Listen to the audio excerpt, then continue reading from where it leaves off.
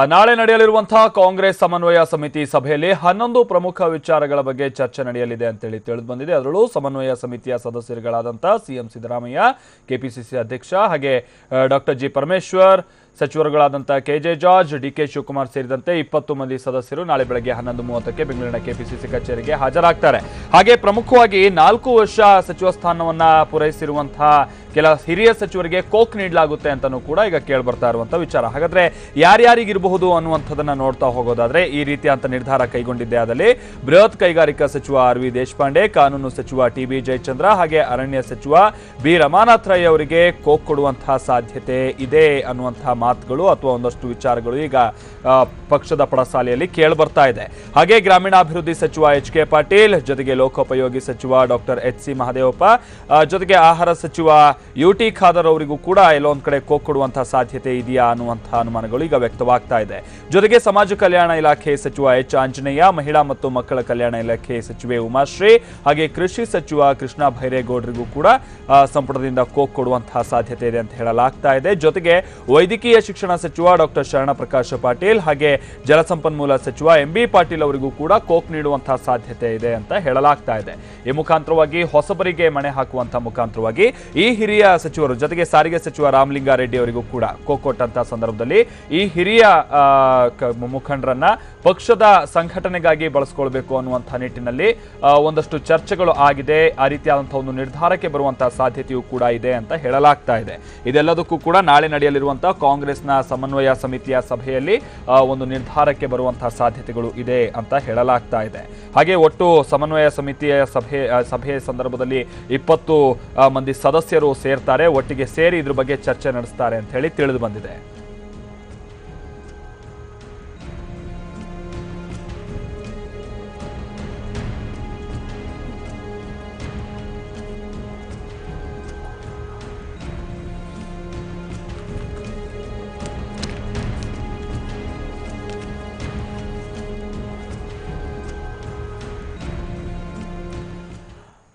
ಹಾಗೆ ಹಿರಿಯ ಸಚಿವರಿಗೆ ಕೋಕ್ ಕೊಡುವಂತಹ ಸಾಧ್ಯತೆಗಳು ಎಷ್ಟಿದೆ ಅನ್ನುವಂಥದ್ದೇ ಈಗ ಚರ್ಚೆ ಆಗ್ತಾ ಇರುವಂತಹ ವಿಚಾರ. ಇದ್ರ ಬಗ್ಗೆ ಮತ್ತಷ್ಟು ಮಾಹಿತಿ ಕೊಡ್ತಾರೆ ನಮ್ಮ ಪ್ರತಿನಿಧಿ ಮಧುಸೂದನ್, ನಮ್ಮ ಜೊತೆಗೆ ನೇರ ಸಂಪರ್ಕದಲ್ಲಿದ್ದಾರೆ. ಮಧುಸೂದನ್, ಈಗ ಈ ಹಿರಿಯ ಸಚಿವರಿಗೆ ಕೋಕ್ ಕೊಡಬೇಕು ಅಂತ ಅಂದ್ರೆ ಏಕಾಏಕಿಯಾಗಿ ಅಂತೂ ಇಂಥದೊಂದು ನಿರ್ಧಾರ ತೆಗೆದುಕೊಳ್ಳೋದಕ್ಕೆ ಆಗೋದಿಲ್ಲ. ಜೊತೆಗೆ ಮುಂದೆ ಎಲೆಕ್ಷನ್ ಕೂಡ ಇದೆ ಮುಂದಿನ ವರ್ಷ. ಈ ಹಂತದಲ್ಲಿ ಈ ಸಂದರ್ಭದಲ್ಲಿ ಇಂತಹದೊಂದು ಮೇಜರ್ ಸರ್ಜರಿ ಮಾಡುವಂತಹ ಚಾನ್ಸಸ್ ಎಷ್ಟು ಅನ್ನುವಂಥ ಪ್ರಶ್ನೆ ಈ ಸಂದರ್ಭದಲ್ಲಿ ಉದ್ಭವ ಆಗುತ್ತೆ.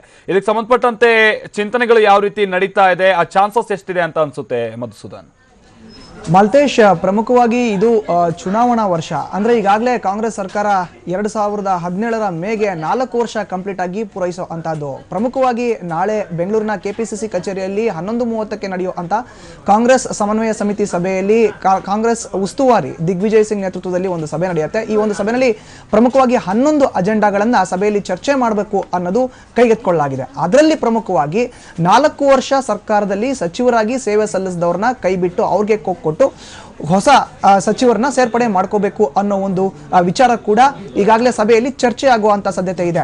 ಆದ್ರೆ ಪ್ರಮುಖವಾಗಿ ಹೇಳಬೇಕು ಅಂತ ಹೇಳಿದ್ರೆ ರಾಜ್ಯದಲ್ಲಿ ಆಳ್ವಿಕೆ ಮಾಡ್ತಾ ಇರುವಂತಹ ಆಡಳಿತದಲ್ಲಿ ಇರುವಂತಹ ಕಾಂಗ್ರೆಸ್ ಸರ್ಕಾರ 4 ವರ್ಷದಲ್ಲಿ ಒಳ್ಳೆಯ ಕೆಲಸಗಳನ್ನ ಮಾಡಿದ್ರೆ ಈ ಹಿರಿಯ ಸಚಿವರುಗಳು ಏನಿದ್ದಾರೆ ಇವರು ಮಾಡಿರೋ ಕೆಲಸ ಕೂಡ ಇಲ್ಲಿ ಗಮನಿಸಬೇಕಾಗತ್ತೆ. ಪ್ರಮುಖವಾಗಿ 12 ಸಚಿವರ ಹೆಸರು ಕೈ ಬಿಡೋ ಅಂತ ಪಟ್ಟಿಯಲ್ಲಿ ಇದೆ. ಯಾಕೆಂತ ಹೇಳಿದ್ರೆ 2013ನೇ ಇಸ್ವಿನಲ್ಲಿ ಸಿದ್ದರಾಮಯ್ಯ ಸಂಪುಟಕ್ಕೆ ಸಚಿವರಾಗಿ ಪ್ರಮಾಣ ವಚನವನ್ನ ಸ್ವೀಕಾರ ಮಾಡಿದವರು 12 ಮಂದಿ ಸಚಿವರು ಇದ್ದಾರೆ.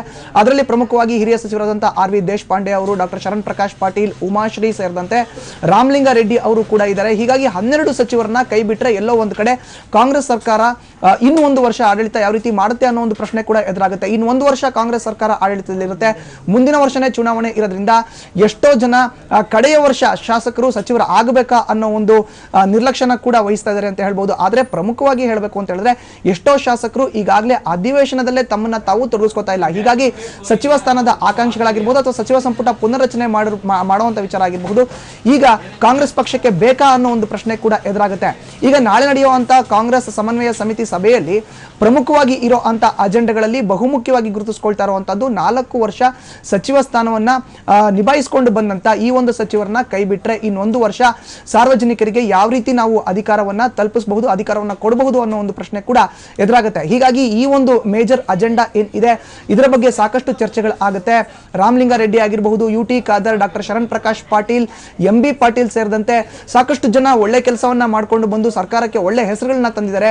ಈಗ ಏಕಾಏಕಿ ಇವ್ರನ್ನ ಬದಲಾವಣೆ ಮಾಡಿದ್ರೆ ಜನರು ಇನ್ನು ಒಂದು ವರ್ಷ ಕಾಂಗ್ರೆಸ್ ಬಗ್ಗೆ ಯಾವ ರೀತಿಯ ಒಂದು ಅಭಿಪ್ರಾಯವನ್ನ ವ್ಯಕ್ತಪಡಿಸ್ತಾರೆ ಅನ್ನೋ ಒಂದು ಪ್ರಶ್ನೆ ಕೂಡ ಎದುರಾಗುತ್ತೆ. ಹೀಗಾಗಿ ಇವ್ರನ್ನೆಲ್ಲ ಕೈ ಬಿಡ್ತಾರ, ಇಟ್ಕೊಳ್ತಾರ ಅನ್ನೋದು ಇನ್ನು ನಾಳೆ ಚರ್ಚೆಗೆ ಬರಬೇಕಾಗುತ್ತೆ. ಒಂದ್ ವೇಳೆ ಈ ಒಂದು ಚರ್ಚೆಗೆ ಬಂದಂತ ಸಂದರ್ಭದಲ್ಲಿ ಈ ಒಂದು ವಿಚಾರ ಅಂತಿಮವಾಗಿದ್ದೆ ಆದ್ರೆ 12 ಸಚಿವರನ್ನ ಕೈ ಬಿಟ್ಟು ಇವ್ರಿಗೆ ಪಕ್ಷದಲ್ಲಿ ಬೇರೊಂದು ಉಸ್ತುವಾರಿನ ಕೊಡಲಾಗುತ್ತೆ. ಅದರಲ್ಲಿ ಪ್ರಮುಖವಾಗಿ ಪ್ರತಿಯೊಬ್ಬ ಕೈ ಬಿಟ್ಟಂತ ಸಚಿವರಿಗೂ 15 ವಿಧಾನಸಭಾ ಕ್ಷೇತ್ರದ ಜವಾಬ್ದಾರಿಯನ್ನ ಕೊಡೋದ್ರ ಜೊತೆಗೆ ಪಕ್ಷದ ಸಂಘಟನೆಯಲ್ಲಿ ಅವ್ರನ್ನ ಬೆಳೆಸ್ಕೋಬೇಕು, ಉಪಯೋಗಿಸ್ಕೋಬೇಕು ಅನ್ನೋ ಒಂದು ವಿಷಯ ಕೂಡ ಇದರಲ್ಲಿ ಅಡಕವಾಗಿದೆ.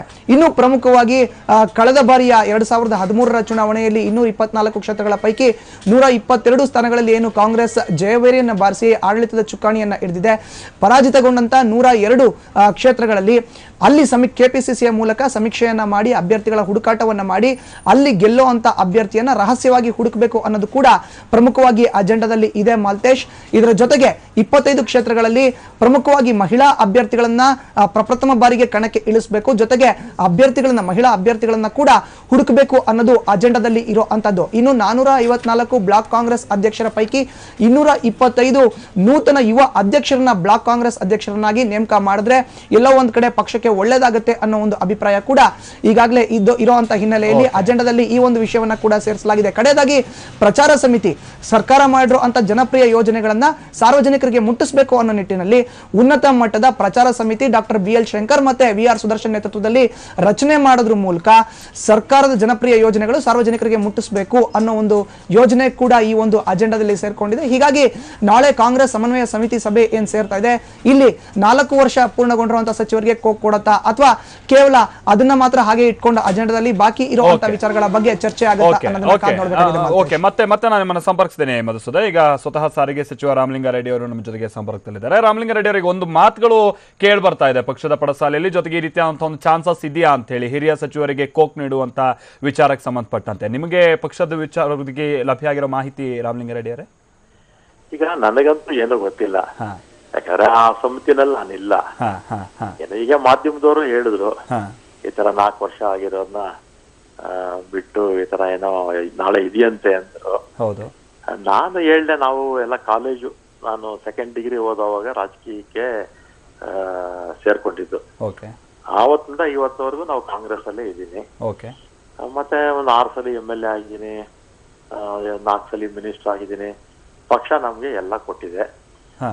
ಈಗ್ಲೂ ಬೇಕಾದ್ರೆ ಮಿನಿಸ್ಟರ್ ಆಗಿ ಮುಂದುವರಿಯಿರಿ ಅಂತ ಏನಾದ್ರು ಮುಖ್ಯಮಂತ್ರಿಗಳು ಹೈಕಮಾಂಡ್ ಹೇಳಿದ್ರೆ ಮುಂದುವರಿತೀವಿ, ಇಲ್ಲ ಪಕ್ಷದ ಕೆಲಸ ಏನಾರ ಮಾಡಿ ಅಂದ್ರು ಮಾಡ್ತೀವಿ. ಎಲ್ಲದಕ್ಕೂ ಸಿದ್ಧ ಇದ್ದೀವಿ. ಸೊ ನೀವು ಸಿದ್ಧ ಇದ್ದೀರಾ ಹಾಗಾದ್ರೆ? ಏನಾದ್ರು ಪಕ್ಷದ ಕಡೆಯಿಂದ ಈ ರೀತಿ ಅಂತ ಒಂದು ಇಂಟಿಮೇಷನ್ ಕೊಟ್ರೆ ರಾಮಲಿಂಗಾರೆಡ್ಡಿ ಪಕ್ಷ ಮುಖ್ಯ ಅಲ್ವಾ ನಮ್ಗೆ? ಹೌದು. ಆಮೇಲೆ ಮತ್ತೊಂದು ಈ ರೀತಿಯ ಅಂತ ಒಂದು ನಿರ್ಧಾರಕ್ಕೆ ಬರುವಂತದ್ದು ಎಷ್ಟು ಸಮಂಜಸ ಅಂತ ನಿಮ್ಮ ವೈಯಕ್ತಿಕವಾದ ಅಭಿಪ್ರಾಯ ರಾಮಲಿಂಗಾರೆಡ್ಡಿ ಅವರೇ? ಈ ರೀತಿಯ ನಿರ್ಧಾರಕ್ಕೆ ವೈಯಕ್ತಿಕ ಅಭಿಪ್ರಾಯ ಏನಂದ್ರೆ, ಮಿನಿಸ್ಟರ್ಸ್ ಈಗ ಸರ್ಕಾರ ಒಂದು ಪಕ್ಷ ಅಧಿಕಾರಕ್ಕೆ ಬಂದ ಮೇಲೆ ಅದು ಸರ್ಕಾರ ರಚನೆ ಮಾಡ್ತೀವಿ. ಈಗ ಮುಖ್ಯಮಂತ್ರಿಗಳು ಕೂಡ ಸರ್ಕಾರ ರಚನೆ ಮಾಡಿದ್ದಾರೆ, ಮಂತ್ರಿಗಳು ಇದ್ದಾರೆ. ಮತ್ತೆ ರಾಜ್ಯ ಸರ್ಕಾರ ಕೂಡ ಚುನಾವಣೆ ಸಮಯದಲ್ಲಿ ಏನೇನ ಆಶ್ವಾಸನೆ ಕೊಟ್ಟಿದ್ವಿ ಅದರಲ್ಲಿ 100ಕ್ಕಿಂತಲೂ ಹೆಚ್ಚು ಭರವಸೆಗಳನ್ನ ಈಡೇರಿಸಿದ್ವಿ. ಇನ್ನೂ ಅನೇಕ ಭರವಸೆಗಳನ್ನ ಈಡೇರಿಸಬೇಕು ಇನ್ನು 1 ವರ್ಷ 2 ತಿಂಗಳಲ್ಲಿ. ಆಮೇಲೆ ಮತ್ತೆ ಪಕ್ಷ ಅಧಿಕಾರಕ್ಕೆ ಬರ್ಬೇಕಾದ್ರೆ ಸರ್ಕಾರ ಚೆನ್ನಾಗಿ ಕೆಲಸ ಮಾಡ್ಬೇಕು. ಸರ್ಕಾರ ಚೆನ್ನಾಗಿ ಕೆಲಸ ಮಾಡಿದಾಗ ಮಾತ್ರ ಪಕ್ಷ ಅಧಿಕಾರಕ್ಕೆ ಬರುತ್ತೆ. ಸೊ ಈ ನಿರ್ಧಾರ ಪೂರಕವಾಗಿರುತ್ತಾ ಸರ್ಕಾರದ ಮುಂದಿನ ಹಂತಕ್ಕೆ ಮತ್ತೆ ಅಧಿಕಾರಕ್ಕೆ ಬರುವಂತ ನಿಟ್ಟಿನಲ್ಲಿ ನಿಮ್ಗೆ ಏನ್ ಅನ್ಸುತ್ತೆ ಅಂತ? ಅಲ್ಲ, ನಾನು ಹೇಳಿದ್ರು ಸರ್, ಈಗ ಮುಖ್ಯಮಂತ್ರಿಗಳು ಚೆನ್ನಾಗಿ ಕೆಲಸ ಮಾಡ್ತಾ ಇದ್ದಾರೆ ಅಲ್ವಾ, ಮುಂದಕ್ಕೆ ಅಧಿಕಾರಕ್ಕೆ ತರಬೇಕು ಇನ್ನೊಂದು ಅವಧಿಗೆ ಅಂತ ಅವರು ಕೂಡ ಪ್ರಯತ್ನ ಮಾಡ್ತಾ ಇದ್ದಾರೆ. ಎಲ್ಲಾ ಮಿನಿಸ್ಟರ್ಸ್ ಚೆನ್ನಾಗಿ ಕೆಲಸ ಮಾಡಿದ್ರೆ ಪಕ್ಷ ಸಹಜವಾಗಿ ಚೆನ್ನಾಗಿ ಮತ್ತೆ ಸರ್ಕಾರ ಬಂದೇ ಬರುತ್ತೆ. ಸೊ ಪರ್ಫಾರ್ಮೆನ್ಸ್ ಗ್ರೇಡ್ ಮೇಲೆ ಬೇಕಾದ್ರೆ ಈ ರೀತಿ ಒಂದು ನಿರ್ಧಾರ ತಗೊಂಡ್ಕೊಂಡ್ರೆ ಒಳ್ಳೇದೇ ಅಂತ ನಿಮ್ದು ಒಂದು ರೀತಿ ಅಭಿಪ್ರಾಯ ಆಗಿದೆ ಹಾಗಾದ್ರೆ? ಈಗ ಆ ನಿರ್ಧಾರ ಅದು ಹೈಕಮಾಂಡ್ ಬಿಟ್ಟಿದ್ದು ಅಲ್ವಾ, ಹೈಕಮಾಂಡ್ ತೀರ್ಮಾನ ತಗೋಬೇಕು ಅದನ್ನ. ಅಲ್ವಾ? ಮತ್ತೆ ಹೈಕಮಾಂಡ್ ಏನೇ ತೀರ್ಮಾನ ತಗೊಂಡ್ರು ಕೂಡ ಅದಕ್ಕೆ ನಾವು ಬಾಧ್ಯರಿರ್ತೀವಿ. ಓಕೆ, ಸೊ ಒಂದು ವಿಚಾರ, ಇದು ನಿಮ್ಮ ಅರಿವಿಗೆ ಬಂದೋ ಅಥವಾ ಅರಿವಿಗೆ ಬರ್ದೇ ಇರುವಂತದ್ದ ರೀತಿಯಲ್ಲಿ ವ್ಯಕ್ತವಾಗ್ತಾ ಇರೋ ಅಭಿಪ್ರಾಯನೇನೋ ಗೊತ್ತಿಲ್ಲ. ಸೊ ಏನಾದ್ರೂ ರಾಮಲಿಂಗಾರೆಡ್ಡಿ ಅವರನ್ನ ಸಂಪುಟದಿಂದ ಕೈ ಬಿಟ್ರೆ ಅವರು ಒಂದು ಹಂತದಲ್ಲಿ ಗುಡ್ ಬೈ ಹೇಳ್ತಾರೆ ಅಥವಾ ರಾಜಕೀಯವಾಗಿ ನಿವೃತ್ತಿಗೆ ಹೋಗ್ಬಿಡ್ತಾರೆ ಅನ್ನುವಂಥ ರೀತಿಯಲ್ಲಿ ಒಂದಷ್ಟು ಅಭಿಪ್ರಾಯ ಇದೆ. ಹೌದಾ ರಾಮಲಿಂಗಾರೆಡ್ಡಿ? ಇಲ್ಲ, ನಾನು ಬೆಳಿಗ್ಗೆ ಏನ್ ಹೇಳಿದೆ ಅಂದ್ರೆ ಒಂದು ಟಿವಿಗೆ ಈ ತರ ಸರ್ಕಾರದಲ್ಲಿ ಮಂತ್ರಿಗಳು 4 ವರ್ಷ ಆಗಿರೋನ್ ತೆಗೆದ್ರೆ ಪಕ್ಷದ ಕೆಲ್ಸಕ್ಕೆ ಹಾಕ್ತಿವಿ ಅಂತ ಹೇಳಿದಾರೆ. ಪಕ್ಷದ ಕೆಲಸ ಕೊಟ್ರು ಮಾಡ್ತೀವಿ, ಇಲ್ಲ ಪಕ್ಷನೂ ಬೇಡ ಈ ಮಂತ್ರಿಗಿರಿನೂ ಬೇಡ ಅಂದ್ರೆ ಸುಮ್ನೆ ಇರೋ ಅಂದ್ರೆ ಇರ್ತೀವಿ ಅಂತ ಹೇಳಿದೆ. ಒಟ್ನಲ್ಲಿ ಪಕ್ಷದಲ್ಲಿ ಇರ್ತೀರಾ ಹಾಗಾದ್ರೆ? ನಾವು ಯಾವತ್ತೂ ಪಕ್ಷದಲ್ಲೇ ಇರೋದು, ಪಕ್ಷ ಬಿಟ್ಟು ಹೋಗೋ ಪ್ರಶ್ನೆನೇ ಇಲ್ಲ. ಆಮೇಲೆ ನಾವು ಪಕ್ಷದ ಹುಟ್ಟ ಕಾಂಗ್ರೆಸ್ ನಾವು, ನಮ್ಮ ತಂದೆ ಕಾಲದ ಕಾಲ ನಾವೆಲ್ಲ ಕೂಡ Congress. Okay, thank you Ramalinga Reddy ಜೊತೆ ಮಾತನಾಡಿದ್ಕೆ.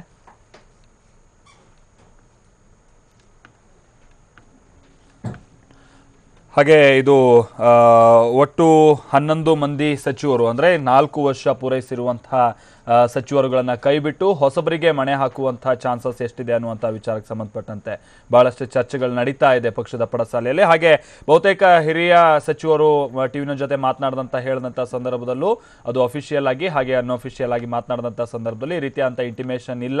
ಇದ್ರೆ ನಂತರದ ನಿರ್ಧಾರ ಏನು ತೆಗೆದುಕೊಳ್ಬೇಕು ಅನ್ನುವಂಥದ್ದನ್ನು ನಾವು ನಿರ್ಧರಿಸ್ತೀವಿ ಅನ್ನುವಂಥದ್ದನ್ನು ಅವರು ಹೇಳಿದ್ದಾರೆ. ಅದರ ಜೊತೆಗೆ ಈಗ ರಾಮಲಿಂಗಾರೆಡ್ಡಿ ಅವರು ಮಾತನಾಡ್ತಾ ಇದ್ದಂಥ ಸಂದರ್ಭದಲ್ಲೂ ಆ ರೀತಿಯಾದಂಥ ನಿರ್ಧಾರ ತೆಗೆದುಕೊಂಡ್ರೆ ಸ್ವಾಗತ, ಆದರೆ ನಮಗೇನು ಇಂಟಿಮೇಷನ್ ಬಂದಿಲ್ಲ ಅನ್ನುವಂಥದ್ದನ್ನ ಈ ಸಂದರ್ಭದಲ್ಲಿ ಹೇಳಿದ್ದಾರೆ. ಆದರೆ ಈ ರೀತಿಯಾದಂಥ ನಿರ್ಧಾರಕ್ಕೆ ಬಂದರೆ ಇದು ಪಕ್ಷಕ್ಕೆ ಎಷ್ಟು ಪ್ಲಸ್ ಆಗುತ್ತೆ ಅನ್ನುವಂಥ ವಿಚಾರವಾಗಿಯೂ ಕೂಡ ಈ ಸಂದರ್ಭದಲ್ಲಿ ಚರ್ಚೆಗಳು ನಡೀತಾ ಇದೆ.